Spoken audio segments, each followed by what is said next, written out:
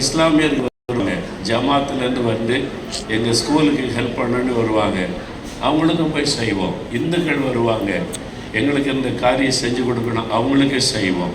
இவங்க என்ன மதம் என்ன பார்ப்பதே கிடையாது. அப்படி பார்த்தால் நான் இயேசுவின் உண்மையான ஊழியக்காரனாக இருக்க முடியாது.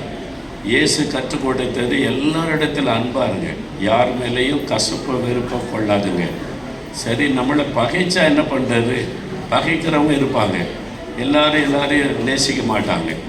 இப்போ சார் அதிகாரியாக இருக்கிறாங்கன்னா நேர்மையாக நடந்தால் சிலருக்கு அது பிடிக்காது, அவங்க பகைப்பாங்க. எல்லா துறையிலுமே பகைக்கிறவங்க இருப்பாங்க. அப்படின்னா என்ன பண்ணுறது?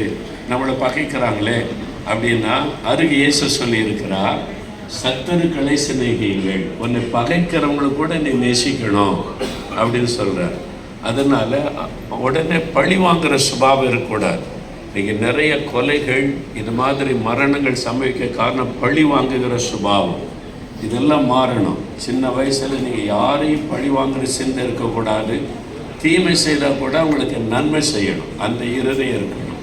அதுதான் இயேசு சொன்னது, அன்பாருங்க, உங்களை பகைக்கிறவங்களுக்கு அன்பு காட்டுங்கள் என்பதாக. அதனால் நீங்கள் சின்ன பிள்ளைகள், பெற்றோருடைய பிள்ளைகளுடைய உள்ளத்தில் நஞ்சை விதைச்சிடாருங்க. நீ எல்லாத்தட்டையும் அன்பாரு, எந்த வித்தியாசம் பார்க்காதன்னு சொல்லிக் கொடுங்க. சின்ன குழந்தையுடைய மனதில் எந்த கரையும் இருக்காது. இயேசு சொன்னார், மனம் திரும்பி சிறு பிள்ளைகளை போல மாறுங்க அப்படின்னு இயேசு சொல்லி இருக்கிறார். சின்ன பிள்ளைகளுக்கு களங்கம் இருக்காது, எந்த பகையும் இருக்காது. பெரியவங்க தான் நம்ம பெருசாக ஆக நஞ்சை விதைத்து விடுகிறோம். அவங்க அந்த ஜாதி, இவங்க இந்த ஜாதி, இவங்க நம்ம ஜனம், அவங்க நம்ம ஜனம் இல்லை. இதெல்லாம் பெரியவங்க செய்கிற தப்பு. தயவுசெய்து உங்களுடைய குழந்தையுடைய மனதில் தவறான நஞ்சை விதைச்சிடாதுங்க. எல்லாரையும் நேசிக்க சொல்ல. அன்பாக இருக்கிறத விட ஒரு பெரிய ஆசீர்வாதம் ஒன்றுமில்லை. நீங்கள் அன்பாக இருந்தால் ஆரோக்கியமாக இருக்கலாம்.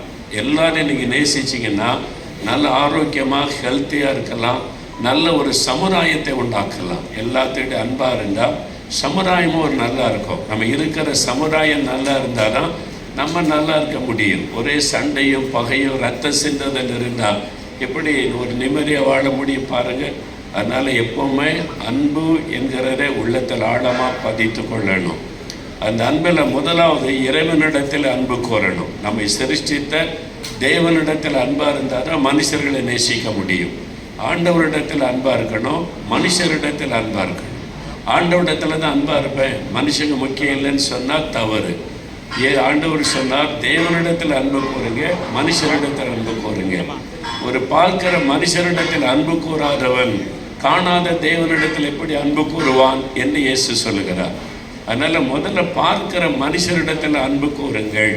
அன்பில்லாதவன் தேவன் அறியான். ஒருத்தனுக்கு அன்பு இல்லைன்னா அவன் எவ்வளோ பக்திமானாக இருந்தாலும் அவன் கடவுளை அறியலை, அவனுக்கு கடவுளுக்கு சம்பந்தம் இல்லைன்னு வேதத்தில் சொல்லியிருக்கிறது. அதனால் எப்பொழுதுமே எல்லாரிடத்தில் அன்பாக இருங்க. அந்த அன்பை எப்பவும் உள்ளத்தில் ஏற்றுக்கொண்டு நான் எல்லாரிடத்தில் அன்பாக இருப்பேன்னு தீர்மானம் பண்ணிக்கொள்ளுங்க. யார் என்ன மாதிரி பேசினாலும் அதுக்கு இடம் கொடுக்காருங்க. நீங்கள் சக மனிதர்களோட நல்ல அன்பு ஐக்கியமாக இருக்க உங்களை நான் இயேசுவின் நாமத்தில் வாழ்த்துக்கிறேன். இந்த விளையாட்டு அன்பிலே ஒன்றிணைக்கிறது. கபடி விளையாட்டானாலும் சரி, அல்லது ஃபுட்பால் விளையாட்டானாலும் சரி, இந்த விளையாட்டு எல்லாரையும் அன்பில் ஒன்றிணைக்கிறது. பாருங்கள், எந்த வித்தியாசம் இல்லாமல் ஒன்றா பிள்ளைகள் உட்காந்துருக்காங்க பாருங்கள்.